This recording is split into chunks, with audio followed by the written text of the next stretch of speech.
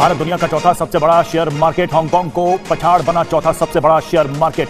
Listed shares की combined value $4.33 trillion. जो Indian stock exchange है, इसने हांगकांग की स्टॉक एक्सचेंज को ओवरटेक कर लिया as the fourth largest stock exchange. और जो कंबाइंड वैल्यू है, जो शेयर्स लिस्टेड है इंडियन स्टॉक एक्सचेंज में, वो $4.3 ट्रिलियन पे चली गई है। अभी हमारा $4 ट्रिलियन इकोनॉमी है। मैं कहीं था, किसी ने बोला 2028 तक ये 5 ट्रिलियन हो जाएगा, तो मैंने स्टेटमेंट इन्हें 5-28 तक रुकने की जरूरत नहीं है, ये 2024 के 25 के अंदर ही हो जाएगा। हम जो बात करते हैं कि इंडिया थर्ड लार्जेस्ट इकोनॉमी बनने की तरफ गामजन है, तो वो जो स्टेप्स हैं उनमें ये एक बड़ा स्टेप है कि इंडिया की स्टॉक मार्केट ने अब हांगकांग की स्टॉक मार्केट को पीछे छोड़ दिया। इकोनॉमी और फॉरेन पॉलिसी और हर चीज में भारत आगे की तरफ जाता जा रहा है, और उसको देखकर यकीनन मेरे जैसे पाकिस्तानी ये जरूर सोचते हैं कि हमें भी जो है वो यकीनन भारत से कुछ सीखना चाहिए। अगर जाके आप IMF का डाटा निकालें, and if you see what IMF is saying about India, so वो कह रहे हैं कि जी IMF कहती है कि Indian economy is a star performer. के मुताबिक उस इंडिया ने हांगकांग को बीट करके दुनिया की 4th largest stock exchange market बन गया। क्या कहना चाहेंगे कि क्या ये कैसे पॉसिबल है किसी भी मुल्क के लिए? हमारे और क्या इंडिया के स्टॉक एक्सचेंज की अगर बात करें तो क्या कितना डिफरेंसेस पाई जाती हैं? सर, उसके अंदर देखें, सबसे बड़ा डिफरेंस ये है कि उनकी एजुकेशन, उनकी जो है ना वो ग्रोथ ऑफ एजुकेशन बहुत ज़्यादा है। इंडिया ने हांगकांग को बीट कर दिया है। अब याद रखिएगा कि हांगकांग की स्टॉक मार्केट एक बड़ी स्टॉक मार्केट कहलाती है, उसको बीट करना कोई इतना आसान काम नहीं है कि आप ये कहें कि ये एक बड़ी खबर है। India stock market has now overtaken Hong Kong, and this has happened for the first time ever that the combined value of shares listed on Indian stock exchanges hit $4.33 trillion as of Monday's close against $4.29 trillion. Indian stock exchange है, इसने Hong Kong की stock exchange को overtake कर लिया as the fourth largest stock exchange. और जो combined value है, जो शेयर्स लिस्टेड है इंडियन स्टॉक एक्सचेंज में, वो $4.3 ट्रिलियन पे चली गई है, जबकि हांगकांग इज $4.2 ट्रिलियन। ये जो स्टैटिस्टिक्स हैं, ये जो डाटा है, this data speaks for itself. 1 second is very helpful for Narendra Modi and his party. On the other hand, अगर जाके आप IMF का डाटा निकालें, and if you see what IMF is saying about India, so वो कह रहे हैं कि जी IMF कहती है कि Indian economy is a star performer. Global financial institutions जो हैं, they are supporting and asking, and जिसे वो कहते हैं ना, फूल लगा रहे हैं उनकी इकोनॉमी पे। They are telling them, and now these are facts and figures जो कि they are in front of everyone. अब जो इंडियन स्टॉक मार्केट है, जिसने अभी ओवरटेक किया है हांगकांग की को मार्केट को, ठीक है जी, और जैसे मैंने बताया $4.33 ट्रिलियन पे वो चली गई है, and this is what the Bloomberg is saying, ठीक है जी। एंड द ब्लूमबर्ग, आपको पता है, they have a credibility in terms of statistics. Japan 6.3 trillion, और पंजाबी कहते हैं जापान थे व्हाट्सएप पे या इंडिया थे। दैट इज व्हाई जापान का जो सारे का सारा orientation towards India is changing. उनके इन्वेस्टर्स बहुत तेजी से आ रहे हैं।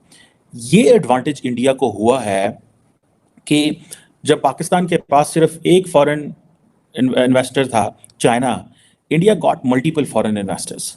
सो उनको वो चाइना की वो जो मोनोपोली है वो देखनी नहीं पड़ी उनको। उन्होंने कहा जी हमारे पास तो फ्रांस भी लगाना चाहता है, अमेरिका भी चाहता है, इजराइल भी चाहता है, UAE भी चाहता है, सऊदीज भी हैं, जापानीज भी हैं, ठीक है, चाइना ने भी जो करना आगे कर लो। That is how then countries engage.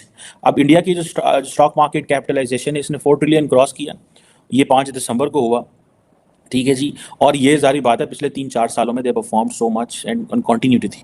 और इसमें जारी बात है, ये जो ग्रोथ आई है इंडियन मार्केट के अंदर, ये बेसिकली फॉरेन जो इंस्टीट्यूशनल इन्वेस्टर्स हैं और जो फॉरेन इनफ्लो है, ये उसकी वजह से। कॉर्पोरेट अर्निंग्स अच्छी हैं, डोमेस्टिक मैक्रो इकोनॉमिक फंडामेंटल्स उनके बहुत अच्छे हैं, ठीक है जी। यानी कि मैक्रो इकोनॉमिक, जो डोमेस्टिक मैक्रो इकोनॉमिक फंडामेंटल्स से मुराद, I am not an economist, but since I have studied economics and accounts in my कुछ स्टडीज़ के दौरान, and I have understood, and then हमें सारी बात है पाकिस्तान के अंदर तो हम इसको बड़ा समझने की कोशिश करते हैं, क्योंकि हम तो दुनिया को बताने की कोशिश कर रहे हैं भाईजान हमारे पास भी आके इन्वेस्ट करें। कोई वो हमारे पंजाबी में कहते हैं 4 छिलों इतने भी लाओ, ठीक है, it means spend some money here as well, so that हमारी भी चीज़ें हो। सो उनके पास उन्होंने, हम भी उसमें, पाकिस्तान भी कोशिश कर रहा है और मेहनत कर रहा है। Special investment facilitation council Pakistan ने बनाई है, ठीक है जी। तो उसमें यही है कि आए लोग, 1 विंडो ऑपरेशन होगा, लेकिन फिर भी उस तरह चीज़ें अभी तक नहीं हो रही जिस तरह होनी चाहिए। अब ये देखिए तरक्की कहाँ पर पहुंच रही है। लेकिन ना, हम जो बात करते हैं कि इंडिया थर्ड लार्जेस्ट इकोनॉमी बनने की तरफ गामजन है, तो वो जो स्टेप्स हैं उनमें ये एक बड़ा स्टेप है कि इंडिया की स्टॉक मार्केट ने अब हांगकांग की स्टॉक मार्केट को पीछे छोड़ दिया है। मैं आपको इस सिलसिले में जो डिटेल सामने आ रही बता देती हूँ कि जो इसमें कंबाइंड वैल्यू ऑफ शेयर्स बताए जा रहे हैं वो हैं 4.33 ट्रिलियन डॉलर्स, 4.33 ट्रिलियन डॉलर्स, जबकि हांगकांग के 4.29 ट्रिलियन डॉलर्स की ये सामने आ रही है। लिस्ट किया गया इसको कि इतना फर्क आया है और इंडिया ने हांगकांग को बीट कर दिया है। अब याद रखिएगा कि हांगकांग की स्टॉक मार्केट एक बड़ी स्टॉक मार्केट कहलाती है, उसको बीट करना कोई इतना आसान काम नहीं है कि आप ये कहें कि ये एक बड़ी खबर है। और जैसे मैंने कहा कि ये वही स्टेप्स हैं कि जो लिए जा रहे हैं। जैसे कि आप जानते हैं कि जब डावोस में वो मीटिंग हुई अभी, तो वहां पर दुनिया भर के इन्वेस्टमेंट्स मौजूद थे। तो कहा ही जा रहा है कि दुनिया भर के जो इन्वेस्टर्स हैं वो खिंचे चले जा रहे हैं इंडिया की तरफ और वो वहां पर इन्वेस्टमेंट करना चाहते हैं और उनको पता है कि ये अब सबसे ज्यादा तेज रफ्तारी से जो इकोनॉमी, जो कि आदादोशुमार है, जो कि दुनिया के फैक्ट्स एंड फिगर्स हमें बताए जाते हैं और जो दुनिया की कंपनीज और बड़े इदारे, फाइनेंशियल इंस्टीट्यूशंस जब उसकी रेटिंग करते हैं तो पता ही चलता है कि सिर्फ दुनिया भर में ऐसे एक क्राइसिस के मौके पर, कि जब कोविड भी था, उसके बाद भी बहुत कुछ होता रहा, जंगें चल रही हैं, 2 बड़ी जंगें इस वक्त दुनिया में चल रही हैं, लेकिन फिर भी जिस कंट्री की इकोनॉमी नीचे नहीं जा रही, ऊपर की तरफ जा रही है, वो है इंडिया। तो इस सिचुएशन में अब ये तो होना ही था, ये तो होना ही था। अभी तो इसको बीट किया, आगे देखिए। अच्छा, इसमें एक बड़ा अहम एंगल और भी है और वो ये है कि जो हांगकांग की स्टॉक मार्केट है उसमें याद रखिएगा कि जो चाइनीज बड़ी कंपनीज हैं उनकी बहुत ज्यादा इन्वेस्टमेंट है। तो आप इसको इस तरीके से ले सकते हैं और कह सकते हैं और देख सकते हैं कि ये एक तरीके से इंडिया ने चाइना को बीट किया है। वीडियो देखने के लिए धन्यवाद दोस्तों। आशा करता हूँ कि आपको ये वीडियो पसंद आया हो।